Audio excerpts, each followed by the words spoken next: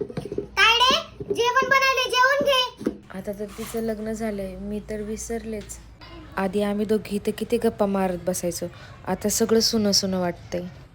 अहो आता कुठं जायचं मनच होत नाही. आधी तरी तायडीन मी सोबत जायचो, आता एकटं जाऊ वाटत नाही मला कुठं.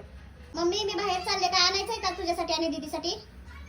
जा जाऊन विचार तिला आणि देऊन ये तिकडे जाऊन तिला आता. अरे लक्षातच राहत नाही तिचं लग्न झालंय आता. पार्सलवाला मला म्हणत होता श्रेयाचं घर घ्यायचं का, मग मी त्याला म्हणलं हा हे पण आहे घर तिचं. 2 आठवडे झाले लग्न होऊन तुझं, तरी पण मी तुझ्या नावाच्या 2 चपात्या जास्तच करते. जेवली का मम्मी? हा आत्ताच जेवले. तुझ्या आवडीची बिर्याणी केली होती. मला एवढी आठवण आली ना तुझी, मी जेवता जेवताच रडत होते. तुझं लग्न झाल्यापासून ना घर एकदम मोकळं मोकळं झालंय. असं कोणाला बोलून कोणाला नाही असं झालंय मला. अगं मग मला फोन करत जा. नाही बरं नाही वाटत असं तुला सारखं सासरवाडीत कॉल करायला. काय म्हणते तुझ्या घरचे? तुझ्या घरी कार्यक्रम आहे ना, बघ ह्यातली कुठली साडी घालू सांग मला. बाळा खरं खरं सांग मला, तुझं मन रमलंय ना तिथं? सगळं चांगलं आहे ना घरचं? अगं पण थोड्या दिवसासाठी तू पण ये इथं.